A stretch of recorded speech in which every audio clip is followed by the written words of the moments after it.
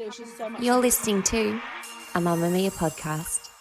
Mamamia acknowledges the traditional owners of land and waters that this podcast is recorded on. This episode contains graphic depictions of violent crimes and child abuse. Listener discretion is advised.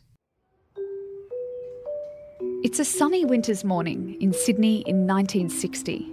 An 8-year-old Graeme Thorne is leaving his family's Bondi home. He's dressed in his grey Scots College school uniform and is clutching his brown school case. He yells out to his 3-year-old sister Belinda as he heads out the front gate of 79 Edward Street, an address that had just been plastered across national newspapers alongside the names and faces of his entire family after his dad won the infamous Opera House lottery. "Bye," calls Graeme before heading toward the corner store on Wellington Street to buy a bag of chips, his weekday routine. He's expecting to be picked up, like always, by his mother's friend Phyllis Smith, who will drive him and her 2 sons the 6 minutes up the road to school. But when Phyllis pulls up to collect him at their predetermined time of 8:30 a.m, Graeme is nowhere to be seen. Graeme! Graeme! Graeme? At 9:47 a.m, the Thornes' home phone starts ringing. A man with a European accent has Graeme. He wants £25,000 by 5 p.m. that afternoon. "If I don't get the money, I'll feed him to the sharks," he says. It's a threat that will lodge itself into the collective memories of Sydney-siders for decades to come, and a missing persons case that will lead to the biggest manhunt in Australia's history. It's a crime which has shocked every parent, every citizen. It's a crime which every Australian hoped would never happen here. Every parent will echo the plea of the kidnapped boy's father, a plea of a man who doesn't know if his son is alive or dead.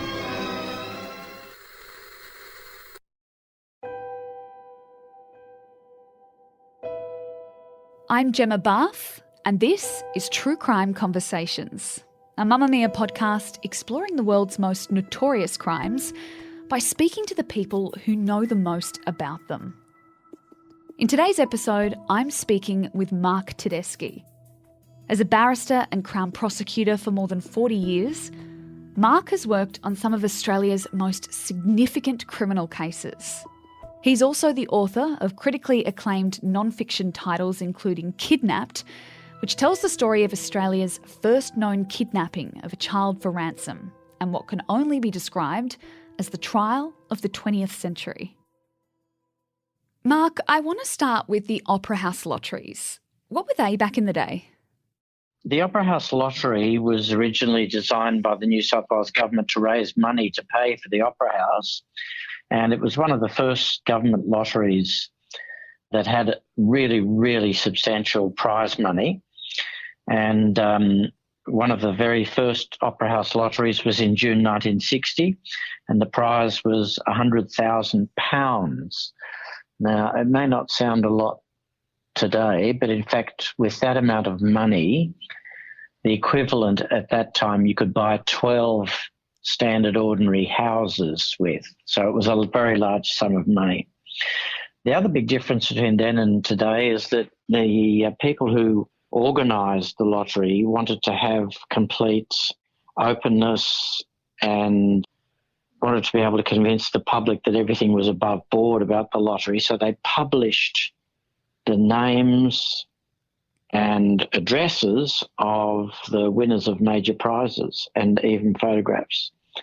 Of course, after this tragic case that we're about to speak about, that changed, and the names and addresses of winners were no longer published.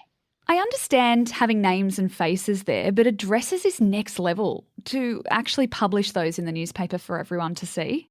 It seems strange today, but you've got to consider that in 1960 they had very different concepts about privacy, and people didn't bat an eyelid. The other thing is that if you knew somebody's name and address, you could ring up the telephone exchange and get their phone number. So there's no privacy or checks as to why you might be calling them?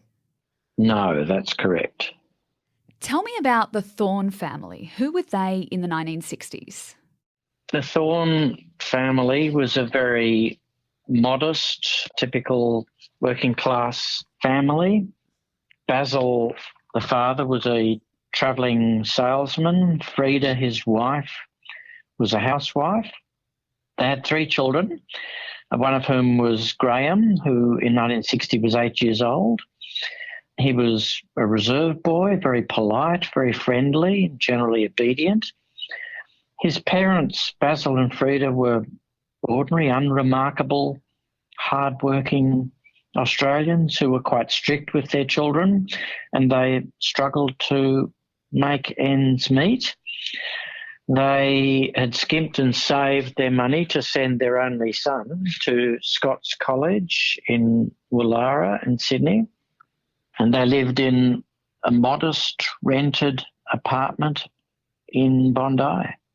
So Basil used to buy these Opera House lottery tickets, which were about £3. That's quite a lot relative to the average pay packet then. But I suppose for him it paid off because actually he won the lottery, didn't he? Yes, he won first prize in the Opera House lottery on the 1st of June 1960.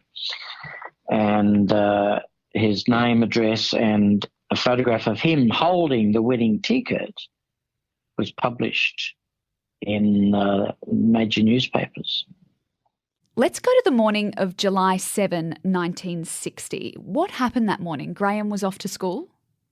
8-year-old Graeme Thorne did what he always did. He left home to walk a few blocks from his home to a little corner shop where the mother of another boy who was in his class was due to pick him up.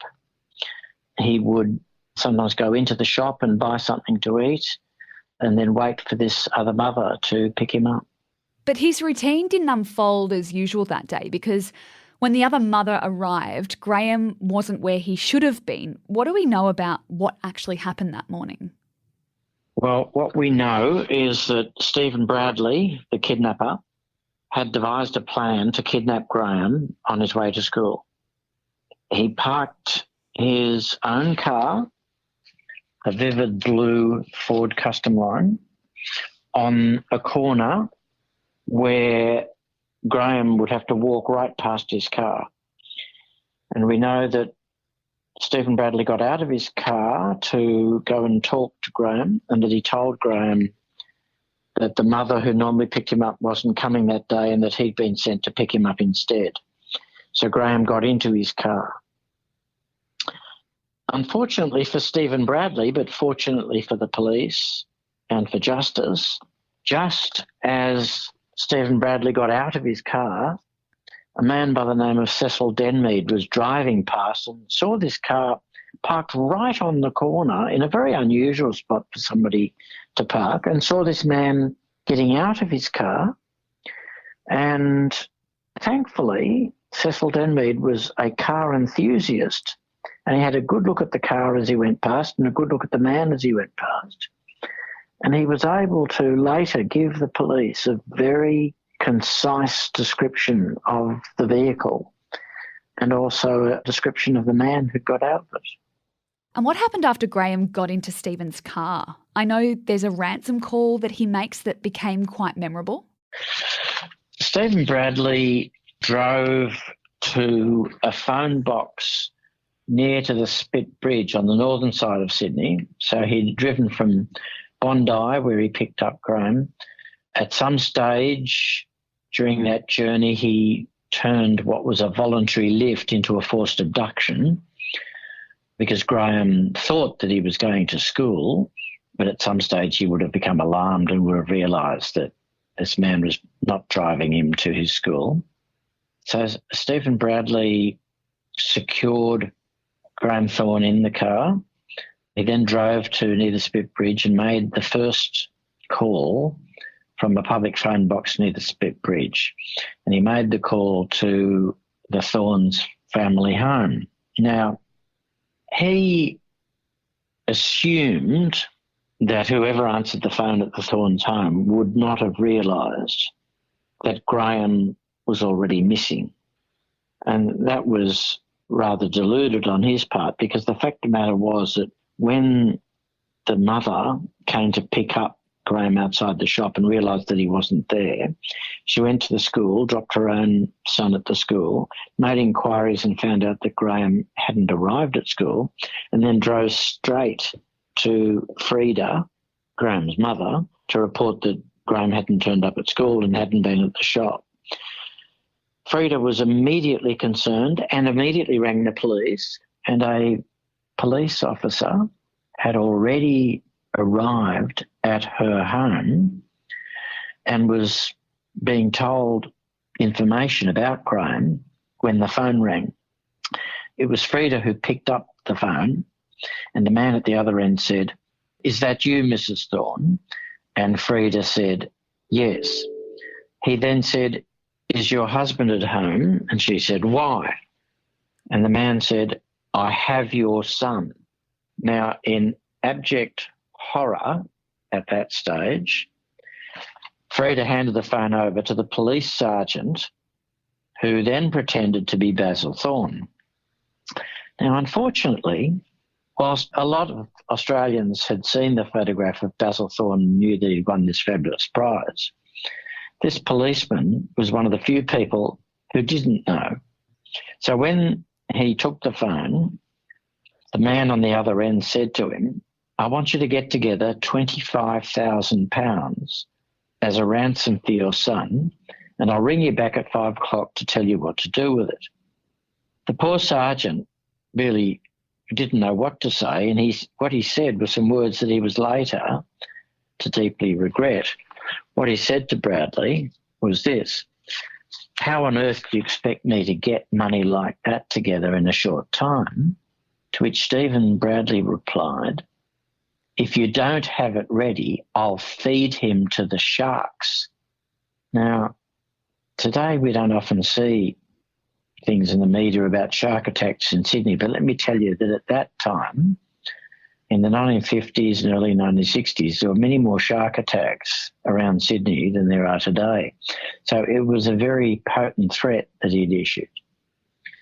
So that was the first contact from the kidnapper that the Thornes had. You're listening to True Crime Conversations with me, Gemma Bath. I'm speaking with former Senior Crown Prosecutor Mark Tedeschi about the kidnapping of Graeme Thorne. Was Graeme's disappearance a huge, kind of unusual thing to happen at the time? Look, I remember the media frenzy, and I remember the photographs of Graeme that were on every newspaper day after day after day. And I remember looking at the photograph and thinking to myself, I must remember what he looks like so that if I ever see him, I can tell my parents and they can notify the police. It was a huge event because up until then, to my knowledge, there had never been in the whole history of Australia a kidnapping of a child for ransom. That was what made it a major news event throughout Australia, but it was also broadcast around the world because there'd been, in the years before then, there'd been some very high-profile kidnappings, one in the United States, the Lindbergh child, and one in Europe, a child from the Peugeot family had been kidnapped for ransom. So those kidnappings overseas had garnered international attention, and this one in Sydney also got attention around Australia and around the world. So a police operation was started to try and find Graeme. I know they called in police who were on leave. They had criminals involved. It was one of the biggest manhunts in Australian history. But what evidence did they initially have to go off? Look, when the police interviewed the Thornes that day, Freda Thorne had remembered that about 3 weeks earlier, at about 7 p.m. one night, this strange man had knocked on her front door and had asked her some funny questions looking for somebody with a foreign name. And then when she said that nobody of that name lived there, he said that he was a private detective. She directed the man to go to the lady who lived upstairs, who'd been living in that complex for much longer time. But she found the man very strange. So when the police interviewed her, she immediately told them about this man, and the police decided that this was the kidnapper conducting surveillance. So the police knew very early in the piece that Freda Thorne could identify the kidnapper, and she was able to give a description. And he was a man who had a foreign accent, quite a strong foreign accent.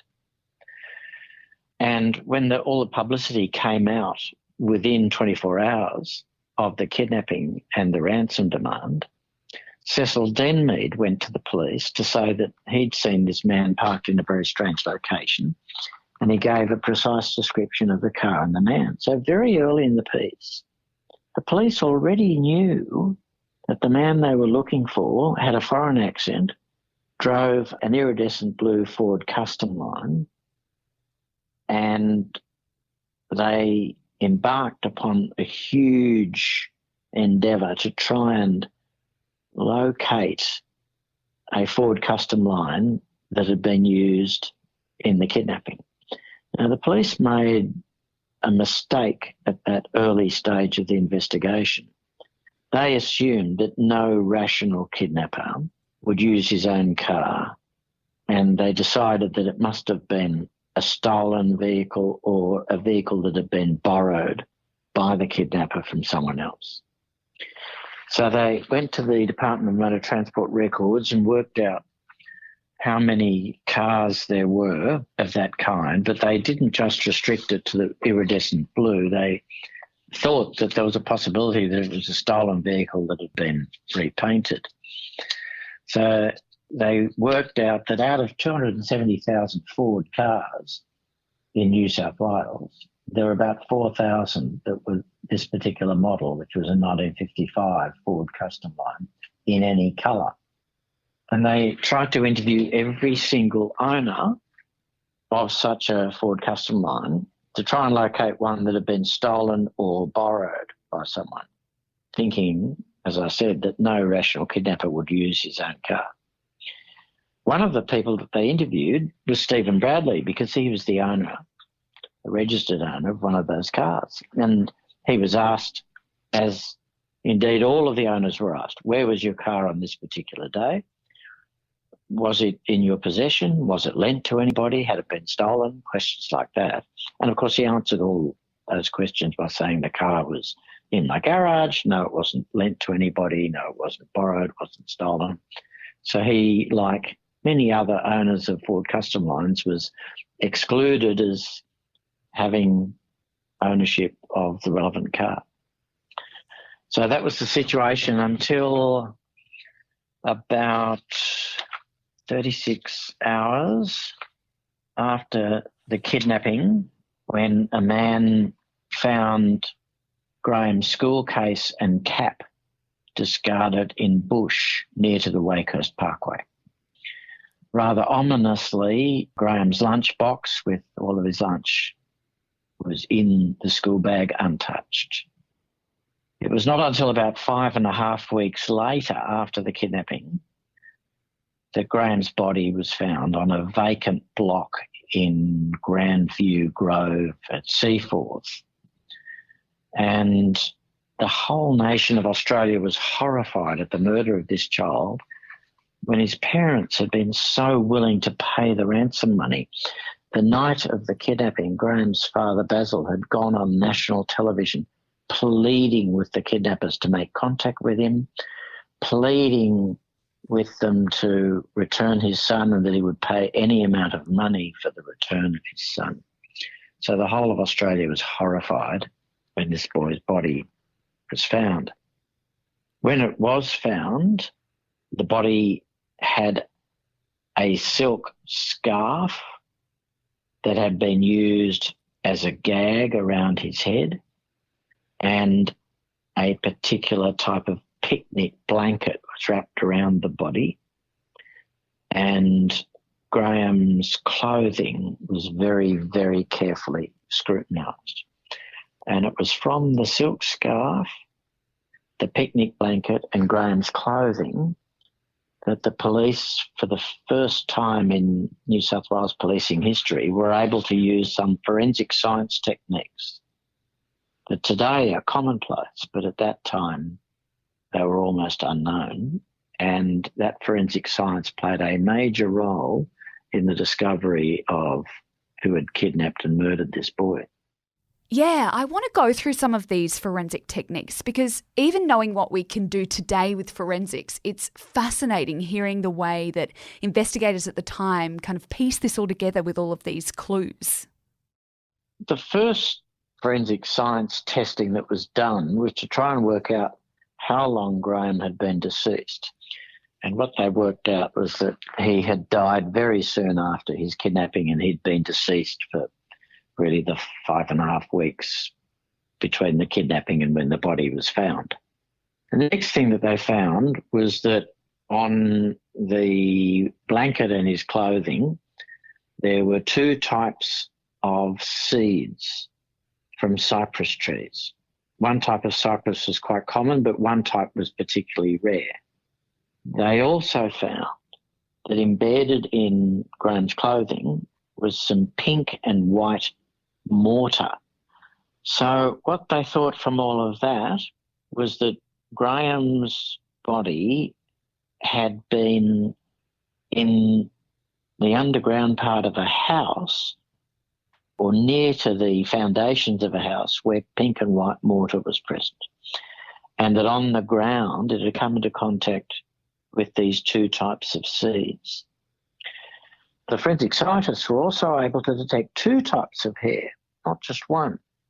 And they did extensive testing on the hairs and found that one type of hair came from a dog, and it was most probably a Pekingese dog. And the other type of hair was human hair, and it was female hair with a red henna rinse around it. Now, it took many, many weeks for all of that testing to be done, but at the end of all of that testing, the police knew that they were looking for a man who had a foreign accent, who had been driving an iridescent blue Ford Custom Line car, who probably lived or had an association with a building that had pink and white mortar, that in the same location there were probably 2 types of cypress tree that they knew which types, and that these premises were associated with a Pekingese dog and a woman who used a red henna rinse in her hair. So that's a lot of information about someone. And the 2 or 3 police officers who were the main investigators spent a lot of time driving around looking for a house that fitted the description of those 2 cypress trees and the pink and white mortar in the vicinity of Seaforth where Graeme's body had been found. And the main police officers who was involved in this investigation was a Detective Sergeant Mick Coleman, who had 2 other detectives working with him. Now, Sergeant Coleman had a completely different view about this kidnapper to the views of his superiors. He thought this kidnapper doesn't live all that far away from where the body was found. And the other police who are involved in this investigation poo-pooed that idea and said, look, any kidnapper is going to go far away from where they live and going to deposit the body somewhere quite remote from any place that they have an association with. But Coleman was absolutely adamant, no. He thought that the kidnapper lived somewhere near to where the body was found. And he started conducting searches for a house that fitted the description of having the 2 cypress trees and pink and white mortar in the foundations. And he looked and he looked and he looked, and he spent days and days looking but couldn't find anything. So then finally he went to the mail exchange at Balgowlah, which is near Seaforth and which covered the Seaforth area, and spoke to all of the postmen who delivered mail. And he told the postman about these findings and asked them to keep an eye out for a house that had those features. Now, very shortly after that, a particular postman saw a house that he thought had both those cypress trees, and the sergeant had shown photos of the cypress trees to the postman, and pink and white mortar. But unfortunately, the message didn't get to the right police officers, and it was only fortuitously, a week or two later, that Sergeant Coleman happened to be at the home of the people who had discovered the body in Seaforth, and was told about this postman who had seen a house that he thought fitted the description.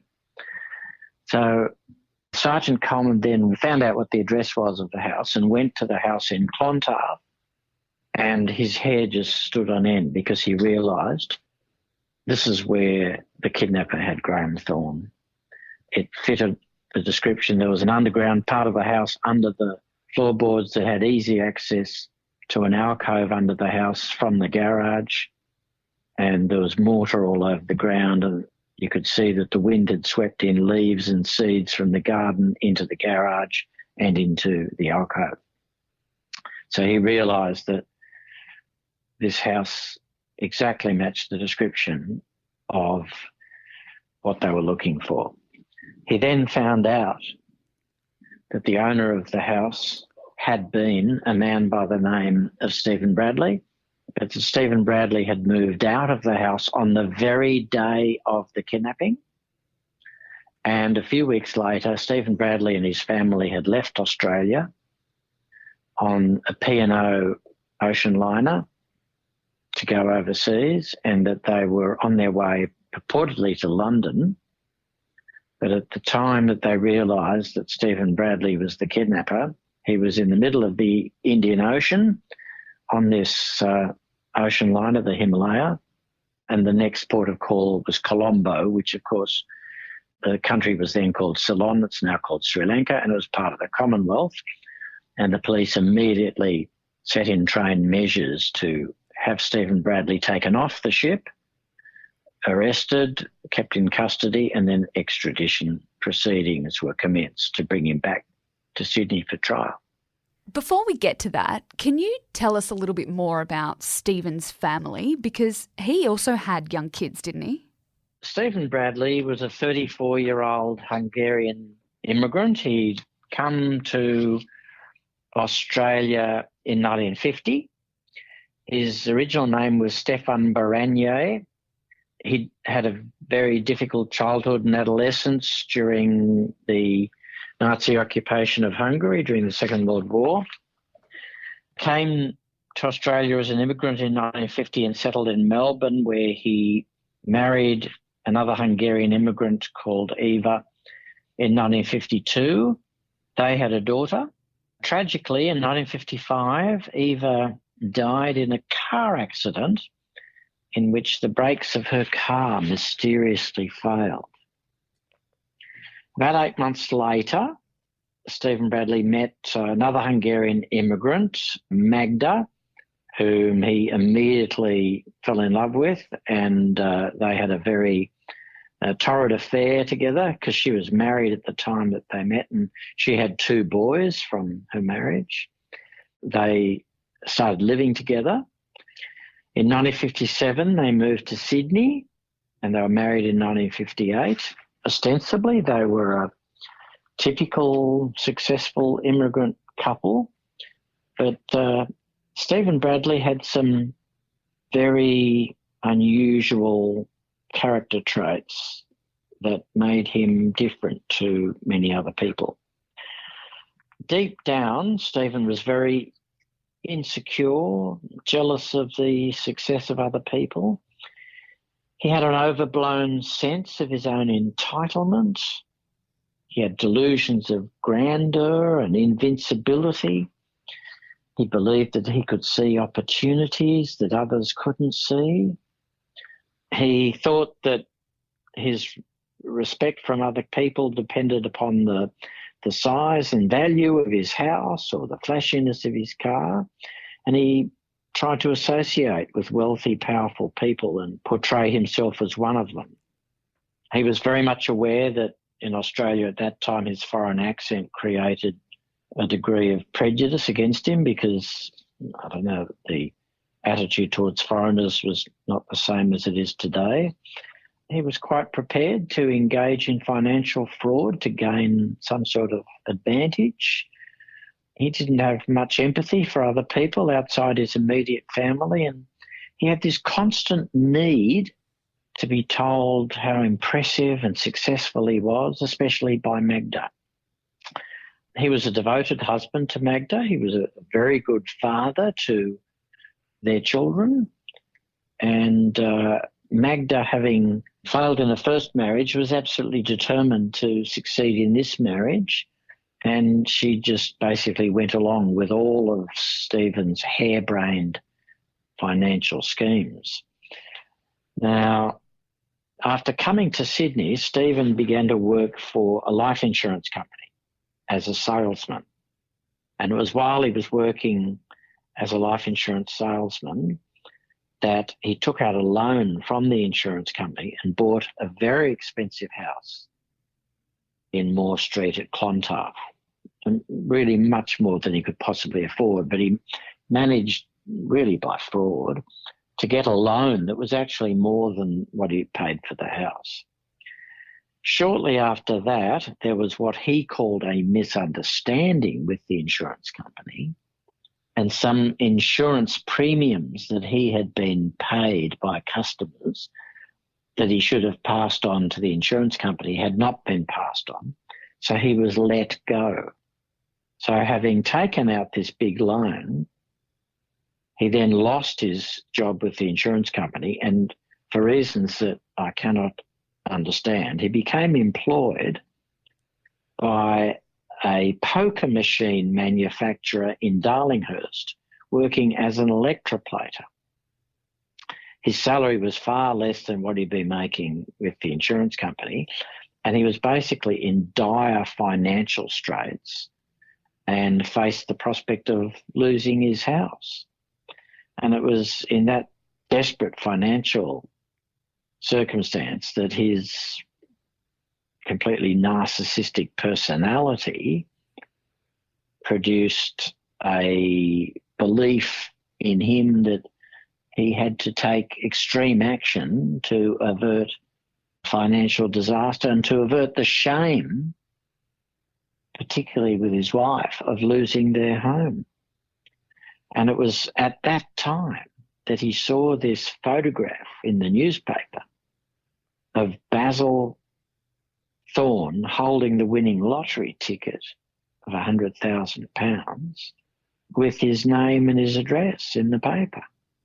And around that same time, he'd seen an article in a magazine about the kidnappings overseas that I mentioned earlier. It was a combination of all of that convinced Stephen Bradley that he would kidnap one of the children of Bazil Thorne, and he wasn't going to be greedy about it. He wasn't going to demand the whole £100,000. He'd only demand £25,000. And he had no conception that there might be any risk to the life of this child, or that he might cause extreme distress to the parents of this child when he kidnapped the boy. And he had no conception of the fact that there would be massive media attention to the kidnapping for ransom of this child. He thought, oh, look, within a short period of time, the money will be paid, I'll return the boy to his family, and everybody will live happily ever after. And, of course, in that belief, he was totally deluded. He was also totally deluded because he conducted surveillance of their home from a park opposite where they lived. He got the phone number attached to their home from the exchange, but when he rang the number, it was not connected. And that's why 3 weeks before the kidnapping, he knocked on the door and asked Freda Thorne whether this was her phone number, and found out that it hadn't yet been connected, but was going to be connected a few days later. So it never occurred to him that by doing that, he was marking himself out as being the kidnapper. So his approach to the Thorne household was just so foolish. But there's a difference between a kidnapping and a murder. How did it go so wrong? It went wrong because Stephen Bradley imprisoned Graeme Thorne in the boot of his car. And he'd put a gag around the mouth of the boy. And the reason why he did that was that on the very same day that he conducted this kidnapping, there was a firm of removalists that was taking the Bradley's possessions away from their home because they'd sold their home. And he faced the prospect that these removalists might hear the boy calling out from inside the boot of the car. So he gagged the boy, he placed him in the boot of the car, and at some stage he hit him on the head with a blunt object. And the boy died from the effect of being hit on the head and from a lack of oxygen in the boot of the car with the gag on. So it was a combination of factors that caused the death of this boy. And of course, causing the death of the boy was completely against his own interests, because he must have known that he would probably need to produce evidence that the boy was alive to get the ransom. Stephen goes to trial for this murder. He's convicted. He's found guilty of murder and he goes to prison. What was the public reaction like to that? Because all eyes were on this case from the moment it started. So I have no doubt it would have been huge. The reaction of the public was jubilation. There was literally a mass of people outside the courthouse at Taylor Square at Darlinghurst dancing in the street with jubilation at the fact that this man had been convicted, because the evidence against him was overwhelming. Did the Thorne family feel like they had justice with his imprisonment? The Thorne family was broken, and Bazil Thorne died some years later of a broken heart. They never recovered from this, and you can understand why. It was just the most terrible tragedy that befell their family, and look, none of them really ever recovered from it. Do you think it also changed the way we functioned as a society? Because I know back in the 60s there was the whole, come back when the lights are on in the street kind of thing, but this was like a real kind of warning about stranger danger. Look, it completely changed the way in which children were given freedom to wander around their neighbourhood and play in their neighbours' yards and go playing in the nearby bushland and things like that. It completely changed Australia in that way, and parents became much more protective towards their children. I can't tell you the number of people who have come up to me at talks that I've given about this book and told me that their lives changed markedly after the kidnapping of Graeme Thorne, and their parents would no longer allow them to roam freely around their neighbourhood, and they'd be restricted to their backyards. They wouldn't be allowed to go around without parents in the same way that they did before. It changed Australia. Is it true that this crime also influenced what would become your future career? Look, to be honest with you, I had wanted to be a lawyer from when I was 5, which I know is very strange. But at the time, my father was working as a court interpreter, translating for Italian people who were appearing in the magistrates' court, what we now call the local court. And he was coming home with these incredible tales about people whom he translated for. And I think it was that convinced me that I wanted to become a lawyer rather than what happened to Graeme Thorne. But I certainly did identify very closely with Graeme. And I think any child who was aware of what had happened, who was around the same age, would have been well aware of it. And anybody older would remember it very vividly. There have really only been 2 crimes in Australia that have had massive attention around the world, and this was one of them. The other one was, of course, the death of Eora Chamberlain, which also went around the world. But this case had the same sort of publicity around the world that the Eora Chamberlain disappearance did, and the trial of Stephen Bradley attracted about as much attention as the trial of Lindy and Michael Chamberlain. And it also kind of changed the way police worked, didn't it? Because forensic science, as you were saying earlier, it was a new kind of area for police. Yeah, forensic science really became a mainstream of police investigations at around that time, and it introduced techniques that had never been used before, and it changed the police approach to a lot of their investigations. Thanks to Mark Tedeschi for assisting us to tell this story. You can find a link to his book Kidnapped in our show notes. And a big thanks to anyone listening who's become a Mamamia subscriber. Subscribers get access to every podcast, exclusive videos, and all the great articles on Mamamia. And of course, you'll be supporting our team of female journalists and producers. Subscriptions cost as little as $5.75 a month. There's a link in our show notes too. True Crime Conversations is a Mamamia podcast hosted by me, Gemma Bath, and my executive producer is Gia Moylan. I'll be back next week discussing the disappearance of Queensland woman Sharon Phillips back in May 1986. See you then.